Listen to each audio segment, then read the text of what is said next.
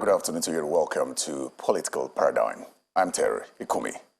Today my guest is a senator representing Ondo South Senatorial District in the 10th Senate. He's also a businessman turned politician. My guest is Senator Jimoh Ibrahim. Welcome to Political Paradigm. Thank you very much, Terry. Thanks. Thank you very much. I appreciate it. Businessman turned politician always gets you. I can see that. But I'd like to begin by first condoling with you over the death of the 20 person that were burnt in the tanker explosion in your state. Thank you very much. Sad situation. Yeah, it's very sad and very condemnable. But I think government will come to their respite, and we are also going to do something to ensure that people that survive are also going to get some palliatives, and as well as ensuring that people that die get our sympathy as much as we can. But it's just a very sad situation. And also equally important is making sure that doesn't happen again. Yes. We have called on federal government attention to Ore. Ore should be a mega station by now. It's very historic. That was why we have Battle of Surrender by Obasanjo in 1967, or the Biafra war, And then, of course, it has become a very symbolic town, with the infrastructure provided by Arab Korea Kredolu, the overhead bridge is done and all that. I think government needs to make a mega town now and do something to help the people. Very well, then we will talk about the states in its entirety, especially governance with regards to the absence of the governor. Yes. Well, let's talk about you now. Let me begin also by congratulating you on winning and transitioning from businessman to senator. So congratulations. Thank you very much. And how have you found this transition from business to politics? And the reason I ask this is that most businessmen who transition to politics, the perception is they try to protect their business interest. Well, to me, as far as I'm concerned, I don't need to protect. I have my investment diversified across the world. So I invest in Nigeria, I invest in UAE, I invest in London, I invest in the US. So obviously, if I have to join politics in each of these countries, then I think that would be big trouble. I join politics, and I've been in politics for some time now, to help, my people in terms of ensuring that they are well represented, interest protected, and then that the area is not completely forgotten. And they can benefit one or two things through their sense of belonging, in the system. So not necessarily I want to protect what is that I want to protect? But why the Senate? But why the Senate? Because I recall that on two occasions you had attempted to be governor of Ondo State. So why the Senate eventually? On one occasion, I was ANPP candidate to the governorship election in Ondo State. On the second occasion, it was a destructive innovation. I wasn't on the ballot. Destructive innovation doesn't mean destruction. Just advanced incremental innovation in politics. And that was so. It's not really that Senate. Why the Senate? The Senate is a place where I can actually express my view, given my educational background, and help to get involved in policy formation that can crystallize the national development. So the Senate is it's a catalyst, for development, for changes in society, for effective lawmaking, and for that top-level political system where you can add your view very well. But is that how you found it? I mean, it's been it's just about over a month since you've been a senator. Yes. Is that how you found it? That is how I will find it. I might not get everything in that direction now, but I could tell you that is what's going to happen at the end of the day, because the Senate, by Section 50 of the Constitution, says all senators are equal.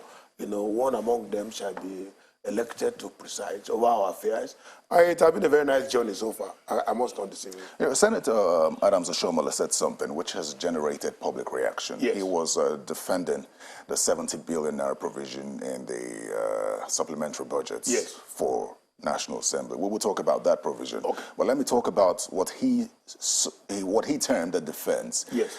He said something about the state of his office when he assumed. Yes. And how empty it was, to the point where he had to buy rugs himself, buy perhaps computers and printers himself. Is that the same thing that you found? That is not necessarily correct. The Senate floor is tight. You have ties all over the place. We are provided with furniture, but you may not like it. But that is what government can avoid to give you. So if you want to bring in luxury, you're allowed. Why not? You are a senator. So were you provided with all your working tools? Yes. The only thing I haven't seen is computer. and I think the Senate President had talked about that, recently. But that furniture were not given, they were given. Everybody got furniture. But you can change your chairs and table. That's not a crime. You could rug your office. That's not, you could put rug in your office. That's what I mean. That doesn't mean that government, if you don't have an office, what will you rug in the first instance? So you can make your office more elegant, but it is not that the facilities were not there. They are there. So is that safe to say that that's not enough justification for the 70 billion naira infrastructure for national assembly? Well, I don't know about this 70 billion of a thing, but I know that they need money to walk through the committees because Senate work by committees. For example, if you are going for oversight function, you can be in a box. So the boss take you to where you are going. Maybe they want to buy things like that. Maybe they want to buy vehicles for the committees. I know every senator will have his own car in the Senate. Nobody trek to the Senate or take taxes to the Senate. But I do know that they might need that. And then they might also provide to computers for the senators to do their job and some hand and tools, machineries that are necessary, but not that chairs and tables were not provided by the federal government. They were. Senator Ibrahim, as a first-time senator, you were involved in first round of elections in the National Assembly, yes, where the Senate President emerged. Yes. Your allegiance was to Senator Yari. Absolutely. I'd like to think you still do, because yes, you describe him as a very... That is not allowed. When there are crises, sit down, look at the stakeholder, discuss with them. Take, for example, the Boko Haram has scored $1.2 trillion. Your economic size GDP is $515 billion. You have spent twice of your economic size in one regional crisis. This is unacceptable. So when you now have another crisis in the east by the insurgents, then you spend another 1.2 trillion. Then you have another one in the south. Maybe Amateku comes up to launch one. Then what happens? You'll just be out of existence financially. But does it say that governments in the past have not tried to have dialogue in this? No. The government in the past didn't. They oscillate between fear and courage. Courage that they are concerned about human life that is lost. Fear that they don't know what to do. But Boko Haram insurgents that you talk about, yes, and the ESN, the IPOB people, yes, they don't seem to be open to dialogue. So what does the government do? No. Government make them not to be open to dialogue. When you have, at the preliminary stage of the crisis, you deploy troops. To do what? People have a right. Look, when we talk about human development, this is what we call derivation theory. People claim that they are deprived of their fundamental rights, right? And then they want to protect that they are secure within the confederation. So they come up with these challenges of right to protect for what they believe in. So you as a government have to go by listening to them, not by deploying troops. He started to go and level them like General Obasanjo did in the OD. Odi town, where they have problem, and then you deploy troops to level the place. That no, if they have that big power, they could confront the government, and there will be a problem. I remember we spent a lot of money on this, and we don't have church money to be putting on security all over the place. There are things you can dialogue and resolve. I did PhD in war, right? And let me tell you one little thing about war. It's like hot water. You put it on the fire, right? You can put your hand inside the pot, and you will just be enjoying at times. Do a cheer, something like that, noise. And then you can be enjoying it, you're warm, your hand is warm. Leave it there for another 5-10 minutes. Nobody will tell you to remove your hand because the temperature would have gone up, isn't it? And by the time you bring the water down, you need that same number of time it took for the water to get boiled for it to cool down again. So going into war is not right. Coming out of war is not right. So you need peace. And that is why we are saying government should look at humanity. In Ayetoro, for example, the sea is eroding the whole people there. Those are authoritarian communism. People in Ayetoro do things together. Ilaje are wonderful people. They are very peaceful. And that's why we hail them all the time. Ayumafuge Ilaje, Hawaii. That's what we used to say. That's a nation. But today, everything is going under because there's something happening there because the whole of Ayetoro is completely under. And this is not from government. This is consequences of climate change on the people. But where does the state government come in this? Where the state government come in by trying to, what I advise the government of Ondo State to do is to relocate them, get land for them, build a new Ayetoro on the land, and then while we continue to engage the federal government to do a proper design to get Ayetoro town back. Because by taxonomy or practice of the people, even if you give them 5-bedroom house on land, they still want to go to the water because that's why they were born and that's what they believe in all their lives. So obviously, but there is a way to manage this. The first way is get land for them, let them move in so that the sea will not carry all of them away. Then let's go back and see how we can help to solve this problem. And more important, like Senate President suggested, using corporate social responsibility might also be something that is amazing in this regard. That brings me to governance in your state, Ondo State. What's the state of governance in your state, considering the absence of the governor? I know that a video recently was released where it seemed like the intention was to show that the governor was indeed alive. But some have criticized that video, saying he actually looked frail, and it is high time he handed over power fully to his deputy. There's no crime being sick. We are no machine. Are we human machine? There's no crime being sick. That many times I'll be down, and if it pleases God, I wake up again. If not, departure is well made. We are not machines. Women must know their limitations. The governor is not a machine. So, and the Constitution says, if the governor is not around, he will transmit power to the deputy governor to be in charge. It didn't give him the number of days that can happen. If the Ondo State people want to inquire into the head of the governor, it's the duty of the assembly to make inquiry if they want to. But the key point is that the governor is alive. He has transmitted power to the executive less than 30 days now, less than 60 days. So what is strong is somebody who has been ruling for 7 years to be sick for 6 months or 3 months, and then people are shouting. What are they shouting about? I hear that Towa is there and the executive. Government is continuing, and they are working hard. So why are we now? What's the problem? Well, there are political actors in the state. Buhari was sick for 6 months. Especially the YP. Yar'Adua was sick. Yar'Adua was sick for 6 months. So did Nigeria collapse? But how is that affecting governance? Like I said, there are political actors. Yes. What do you see in the state that suggests that governance is still moving smoothly despite the absence? They collect state allocation. They pay salaries. They are doing road construction in our town. You can see them visible. As I talk to you now, they are holding seminar, on economic development for 70,000 job creation. Even if the government were to be around, can they do better than that? Babajide is there holding a seminar on assessment of government performance. The deputy governor is doing a lot of things. The SSG is working. The chief of staff is always everywhere. So what can the governor do, even if he's here, that is better than that?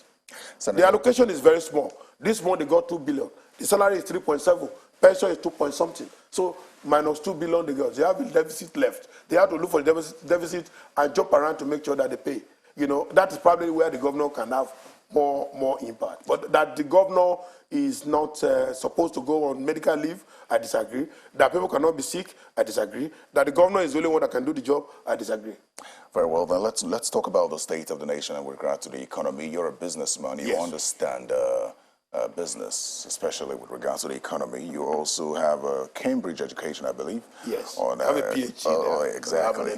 In the build-up to the 2023 presidential election, considering the state of the nation at the time, the economic downturn, the concern was transitioning from one APC administration to another may not yield much. But it's been almost 2 months now of this administration. Is this APC administration different from the other and moving in an entirely different direction in terms of the economy? Yes, there's a difference in government and governance, I can tell you that. Yeah, government, Nigeria, APC government, but not the same characters that are there. Buhari left, the handing over note. Revenue ratio to GDP, 93%. So revenue to debt ratio, if you have 100 naira, 93 naira is to service debt. 7 naira is what you have left. That is what Bola Tinubu took over from. So he has 7 naira out of 100 naira. 93 naira is already for debt servicing. So what can he do with the 7 naira? He had to think properly well. He had to pay salary, he had to do capital projects, he had to fulfill electoral promises and all that. Now, Buhari left over 1.3% cash to GDP. The GDP is $515 billion. Now the cash element available is 1.3%. Let me explain this very easily. It's like said, we took over First Bank today. And then, for example, now First Bank total asset is 500 billion, right? Cash available is 1% of that. And the customer wants to withdraw 200 billion for one of the branches. Other branches also have customer queue for withdrawal. How do you, as a manager, new manager, cope? So these are the silly things that you have. But that is not enough for government not to perform.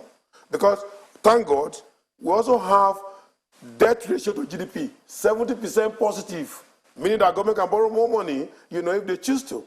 And like I said here some times ago, people were laughing. How did we borrow 500 million from the World Bank now? Are we not looking for money to do more? Is 500 million anything? Can it do anything to 350 million people? 86% of Nigeria, by my thesis in MBA, are living under 2%. That's about 12 years old data. So you can imagine they may be more than that right now. So when we look at all of this, what the previous government handed over, the economic variables are very weak. So for a new government to take over, he needs to sit down and study it very well. Maybe he didn't know that these were the variables before he made those electoral promises. But that he knows now, then he has to sit down and plan very well and see what he can do and what are the best knowledge that he can engage to turn things around. And this is very important. The policies of this government have been both commended and questioned at the same time because of what many would call the speed or rush of it. In your opinion, because you understand, you're also concerned about the debt profile of the country. If we're being honest, the 2024 budget that will be presented by, a proposal that will be presented by this administration would largely be funded by debts as well. Am I correct? What is wrong in getting debt? No, I'm asking you. Yes. The concern, yes, you're correct, yeah. If we're going, the concern with the previous administration has always been revenue generation. Yes. Now this government has come up with some tax policies that could sort of generate revenue. But then the Chartered Institute of Taxation of Nigeria is saying that the administration needs to slow down with its policies. Do you agree? Yeah, on tax area, definitely economic power determines the level of tax you can do. So if this doesn't have economic power, you can't. In fact, it's going to cost you more to collect tax from them because they don't have the economic power. That's the reality of that. On debt, that's not a big deal. Dubai has a population of 12 million people. 3 million are indigenous of Dubai. They are owing $168 billion. And today, they are paying back. And they are generating money, in a fantastic way. And what has happened to Dubai now? Dubai is now saying the foreign countries should not even come to us. We don't want to have them with us anymore. Can they say that some years back? When you borrow money, you should use it for adequate things. What is really important? For example, and Aswaju Bola Tinubu Ahmed knows this, and he's studying it very hard. There are 11,886 federal government abandoned projects. One of which is Ajaokuta. We have spent $6 billion in Ajaokuta. We have been on site for 42 years. We have not produced one single iron. So what happened to this project? So for the Mr. President, he had to think whether he's retaining this project or he's scrapping it out, and what is the replacement. What would you advise? But remember, as of today, right, 25% of Nigeria budget, total budget, is on importation of iron. And you don't want the dollar to go up against the naira. 25% of your budget is spent for importation of iron. The young people are coming up. They want to build their houses. 30% of any house you build is iron content. Importation continues to be massive in this regard. Now, you know the project called Shopi. We spent $4.5 billion. You go out there now, ask the target to take it to Shopi. It doesn't have address anymore.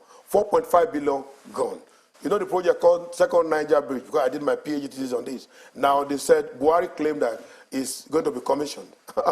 It's 38% completed, right? And then, of course, most of the materials now have been stolen on site. So how do you go with it? There are 11,886 jobs. I have it in my hands, the data, the names. National Library, where you are within Abuja here, 324 billion naira was spent on that. It's still at the 4th floor. So as a president, do you want to continue to take to 13th floor, or you want to discontinue with the project? What do you want to do? Contractors are not taking you to court that they have money to collect from you. So there are problems. We're practically out of town, out of time. But you had talked about the Ajaokuta steel project, and I wanted to hear from you if you would advise the president to continue. And then secondly, in terms of ease of doing business, what sort of policies do you anticipate that the Tinubu administration should formulate? Yeah, I think they've started well. Let me be honest with you. In terms of ease of doing business, they have not been antagonists to business people. In fact, you cannot see between Aswaju which business interests. He's protecting all of them, both small, large, and medium. So he hasn't come after anybody that you don't do your business. But remember, when the previous government came after us, many people diversify. I diversified my businesses to Dubai, to United Arab Emirates, to London, UK, and then to the US. Aliko Dangote, one of our very big businessmen in this country, well respected, diversified cement factory to how many countries? when did Aliko started diversifying his company? Ask that question. Did he diversify 15 years ago? But when you look at the economy, look at the government, and you see the government is not sincere. People diversify. And don't forget, they are also giving out a lot of patronage in those countries. I have banks in two countries that are not Nigeria. So they give us patronage and all that, and because government policy is good. Should Bola Tinubu revisit the Ajaokuta Steel complex? Yeah, that's the last question you asked me. Yes, to me, I know Asuwaju very well. He will want to make sure Ajaokuta works. I will have advised him. The EPI, Environmental Impact Analysis, that led to the creation of Ajaokuta is not favorable. It's actually 70% negative that the factory cannot work. So if you study the EPI very well, I would say you should do a green feed, which will cost him $1.2 billion as of today. But if you decide to repair Ajaokuta, it should prepare to put about $2-3 billion, and it may not work. And I recall that members of National Assembly had said that the president should no longer put money into that project. But it's good to hear this view from you. Senator Jimoh Ibrahim, I'd like to thank you very much for your time. And I'll see you when it's time for the Ondo government election, because I know you would want to. Well, let's keep our fingers crossed. Thank you, I think we're in the Senate for now. Thank you very much. Thank you very much. I've been speaking with Senator Jimoh Ibrahim. He represents Ondo South Senatorial District in the 10th Senate.